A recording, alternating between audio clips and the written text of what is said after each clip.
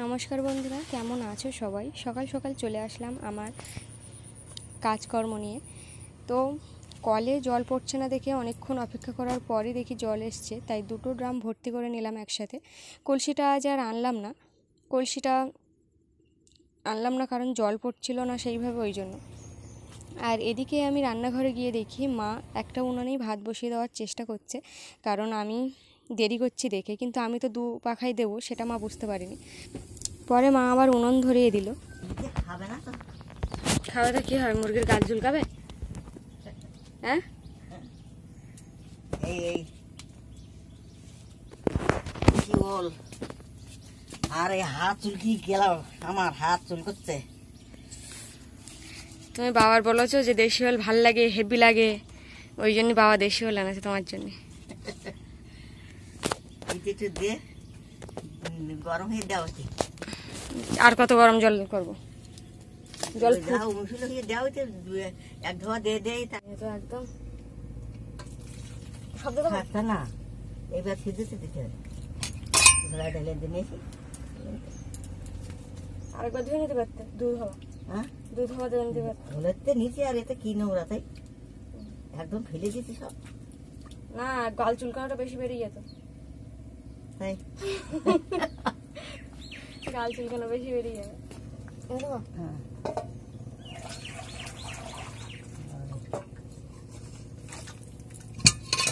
দেখো সিদ্ধ দেবো। হ্যাঁ, সিদ্ধ করে ঢেলে নে, গরম জল ঢেলে নিতে হবে। এই বিবি কিছু জিনিস এটা আমাদের দিয়ে দিত। আর এই যে আমার হাতে দেখতে পাচ্ছ লঙ্কা। তো তোমরা ভাবছো হঠাৎ করে আমি কেনই বা লঙ্কা দেখাচ্ছি, কিন্তু লঙ্কাগুলো একটু দেখো। এগুলো কিন্তু ধানি লঙ্কা, একদম ছোট ছোট। আমি কাকাদের বাড়ি গেছিলাম, আমার সেজো কাকাদের বাড়ি, সেখান থেকেই আমি লঙ্কাগুলো এনেছি। তো খেয়ে এখন দেখবো কীরকম টেস্ট। আর এদিকে দেখো আমি কিন্তু ওল সেদ্ধ বসিয়ে দিয়েছি, সেদ্ধ করে লবণ হলুদ দিয়ে সেদ্ধ করে জল ঝরিয়ে রাখছি। তো তার আগে একটা তরকারি তো আমার করতে হবে, তাই ঢ্যাঁড়স আলু মোটামুটি যে কাটা ছিল সেইগুলো কিন্তু সকালের জন্যই রান্না হচ্ছে। তার জন্য আমি ঢ্যাঁড়সটা আলুটা ভেজে নিচ্ছি। আর এদিকে দেখো বাবা কিন্তু চিংড়ি মাছ এনেছে বড় বড়, অনেক দিন পর। হ্যাঁ বাবা রে ভুয়া। তো আমি একটু বললাম যে তুমি একটু উঁচু করে ধরে দেখাও কেমন লাগছে, সেটা একটু দেখুক সবাই। আর এই যে চিংড়ি মাছ অনেকটাই। তোমার বাবা বলছে কি যে ছেলে বলছে কি আমি শুনেছি। আর আমি আমার সঙ্গে বুঝেছি হাটের লোক আমার খাবি দেখিয়েছে, চাবি কাঁচা বল চাবিতেই দেখো আমরা চাবি খাচ্ছি বলে আনিয়েছে। আর এখন আমার হাত চুলকি একেবারে রসাতাল হয়ে যাচ্ছে। তার আমি আর কি বলবো। আর ছেলে বলছে কি না ভুলেছে, তুমি শুনতে ভুল করেছো, তার কি করবো। কালকে 5 দিন পরে গিয়ে ওল খেতে হবে, তা আমার সামনে কখন বললো ওরকম করে? আর ছেলে বলছে কি বলেছে। তো তোমার পাগল বলিনি কেন তাহলে তোমার? হ্যাঁ বলে, আর তোমার মাথা খারাপ হয়ে গেছে। আমার মাথা খারাপ হয়ে গেছে, আমার খুব মাথা খারাপ হয়ে গেছে বলো। হ্যাঁ,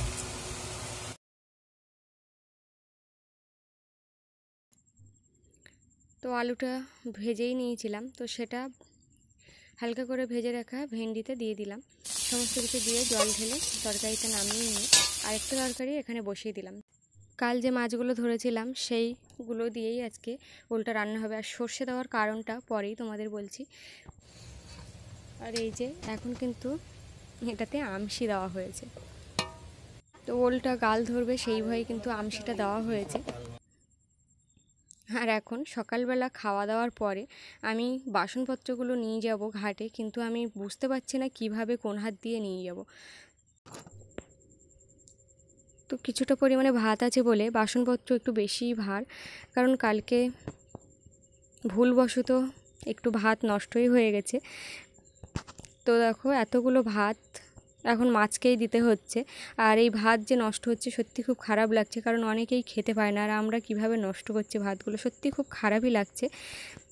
তো তারপরে দেখো চলে আসলাম এই যে গাছের পেয়ারাগুলো বড় হয়েছে কিনা দেখতে এসেছিলাম। তো এসে দেখি না বড়ই হয়েছে, কারণ অনেক দিন পেয়ারা গাছের দিকে তাকানোই হয় না। আর আমি ভাবছি যে ছাদ হলে ছাদে উঠেই পেয়ারা পারবো, কিন্তু মুশকিল এক জায়গায় হয়েছে, ছাদে উঠে আর পেয়ারা পাড়া হবে না, কারণ পেয়ারা গাছের গোড়াটা দেখো কেমনভাবে উঠে গেছে। যেরকম ঝড় হয়েছে মোটামুটি যা লেগেছে এর গায়ে সব কিন্তু উঠেই গেছে, মানে গড়া উঠে গেছে। থাক এবছরে পেয়ারাটা খাই, এমনি করে দিচ্ছিলাম।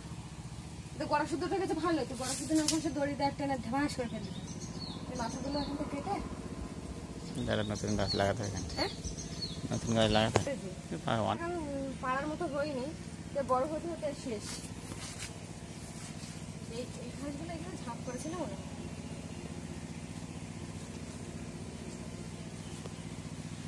আর এই হচ্ছে ঝিঙে, এটাতেও পোকা। গাছগুলো বেশ সুন্দর। লেবু এটা পেয়ে গেছে। এই সাইডে ছিল।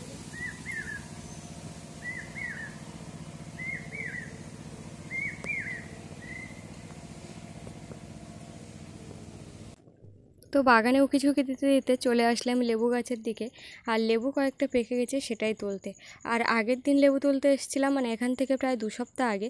তো এই কাঁটাই আমার হাতে এমনভাবে গেঁথে গেছে, মানে আমি আর হাতটা, মানে ওই আঙুলটা এখনও পর্যন্ত এতটা যন্ত্রণা হয়, আমি ঠিকঠাক মতো ধরতে পারি না। ওখানে যেন সে খিল ধরা মতো কেমন একটা। তো কয়েকটা লেবু নিয়েই চলে যাচ্ছি। আর উপরের দিকে একটা তরুল হয়েছে, সেটা একটু ভালো দেখতে পাচ্ছি, কিন্তু এই যে সময়টা এসছে, এত বৃষ্টি হচ্ছে, কোনো ফসলই কিন্তু ঠিকঠাক হচ্ছে না, শুধু গাছগুলোই দেখা যাচ্ছে। আর এখানে লেবু গাছটার অবস্থা দেখো, এটাও শেষ, মানে খুবই খারাপ অবস্থা। আর এখানে দেখো মাটি ছাড়াই একটু জল পেয়েছে, বর্ষার জল, তাতেই কেমনভাবে চারা বেরিয়েছে আম গাছের, বেশ সুন্দর দেখতে লাগছে কিন্তু। তো এইবার এই বাসনপত্রগুলো ধুয়ে আর এখানে উপুর করে দিয়েছি জল ঝরার জন্য। তারপরে চলে আসলাম, কিছুটা ভিজে জিনিসপত্র আছে, কারণ স্যাঁতস্যাঁতে ওয়েদার, বৃষ্টি চলছে, আর তার মধ্যে কোথায় দেব সেটাই বুঝতে পারছি না। আর বাগানের দিকে যেহেতু ঘাস, ওখানে আর নিয়ে যেতেও ইচ্ছে হয় না, কাদা, তো এখানেই একটা ব্যবস্থা করছি, কিন্তু ব্যবস্থাটা যে আসলে সফল কতটা হতে পারবো সেটাই বলতে পারছি না। দেখো এইভাবে টেনে টেনে কিন্তু একা একা থাকলে যা হয়, মানে একা একা কাজ করলে যেভাবে সেভাবেই কিন্তু মানে মোটামুটি চলে যায়। কেউ থাকলে ধরিয়ে দিতাম, কিন্তু সেটা আমার এখন দাঁতে ধরে কিন্তু আরেকটা পাকাতে হচ্ছে।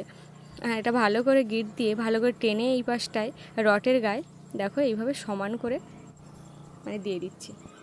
আর তো দেওয়ার জায়গা নেই, তো ভালো দড়ি পেলে হতো। আমি যে দড়িটা নিয়েছি এটা কাপড়ের পাড় ছিঁড়েই নিয়েছি, আপাতত এটা দিয়েই কাজ চলুক। আর যদি সম্ভব হয় মানে ওই দিক থেকে দড়ি নিয়ে ঘরের পেছনে যেটা টাঙানো আছে সেটা নিয়েই পরে বাঁধা যাবে। তো আজকের দিনটা এইভাবেই চলুক। আজকে একটু হালকা হালকা রোদ বেরিয়েছে, কখনো মেঘলা কখনো হালকা রোদ। মাঝে মধ্যে শাড়িগুলো, জিনিসপত্র যেগুলো রোদে দিয়েছি সেগুলোও তুলতে হচ্ছে।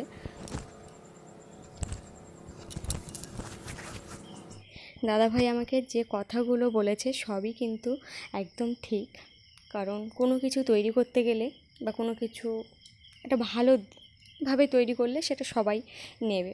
তো দাদাভাই তোমার কথাগুলো, মানে তুমি যে বলেছো, আমি চেষ্টা করব ওইভাবে দিতে। তো এইভাবে আমার সামনের দিকে এগিয়ে দেওয়ার জন্য বা আমাকে সাপোর্ট করার জন্য তোমাকে অনেক অনেক ধন্যবাদ। এই যে চলে আসলাম, প্রত্যেকবারে তো মেশিনে সেলাই করেছি, দেখিয়েছি, কিন্তু আজকে আর মেশিনে বসতে ইচ্ছে হচ্ছে না। জানি বসলে এক্ষুনি হয়ে যাবে, কিন্তু হাতে সেলাই করছি। আর হাতের সেলাইটা তোমাদের দেখাচ্ছি কেমনভাবে করছি। তোমরা যারা মেশিন নেই, আমি সোজাভাবে সেলাই করে নিলাম। আর এই সেলাইটা শেখাই কিন্তু আমার শাশুড়ি মায়ের কাছ থেকে, এই যে ভাঁজ করে দিয়ে মুড়ে, আর এটা সোজা পিঠ। তো এইভাবে কিন্তু সেলাই করে নিয়েছি একটু বেশি করে ধরে, আর এই ভাঁজ করে এইভাবে মুড়ে দিচ্ছি। তোমরা একটু ভালো করে খেয়াল করলে অবশ্যই বুঝতে পারবে। তো এই যে দেখো সম্পূর্ণ সেলাইটা আমার এরকম হয়েছে, একদম সেরকমভাবে বোঝা যাচ্ছে না, দূর থেকে তো বোঝাই যাবে না। তো কেমন হয়েছে সেটাও জানিও। তো স্নানের শেষে চলে আসলাম আবার একটু দড়ি পাকাপাকি করতে, কারণ মেঘলা, প্রচুর মেঘ করেছে। আর এই জামাগুলো একটু আগেই ভিজিয়ে দিয়েছিলাম, হালকা হালকা মানে জল সরে গেছে, কিন্তু কি আর করব, মানে এত সময় বসে বসে অনেক সময় কাটিয়েছি বসে সেলাই করে। তো তারপরে দেখো যেই একটু মেঘলা করেছে, ঠিক তার আগে মুহূর্ত সব ভিজিয়ে আর কেচে দিয়েছি। আর এখানে বৃষ্টি ফুটাচ্ছে বলে আমি এই জায়গাটাও আবার বেঁধে নিচ্ছি। কিছু করার নেই, এইভাবেই এখন চলতে হবে, না ঘরের মধ্যে এতটা ভিজে জিনিস আমি দিতেই পারবো না। তো যাদের এরকম ঘরবাড়ি আছে অসুবিধাটা তারাই বুঝতে পারবে একমাত্র। তো বন্ধুরা, আজকের ভিডিওটা এই পর্যন্ত, বেশি বড় করলাম না। তো তোমাদের সব কিছু মিলিয়ে কেমন লাগলো অবশ্যই কিন্তু কমেন্টে জানিও। আর তোমরা এইভাবে আমার পাশে থেকো। আজ আসি, সবাই ভালো থেকো, সুস্থ থেকো আর সাবধানে থেকো। দেখা হচ্ছে পরবর্তী ভিডিওয়। টাটা।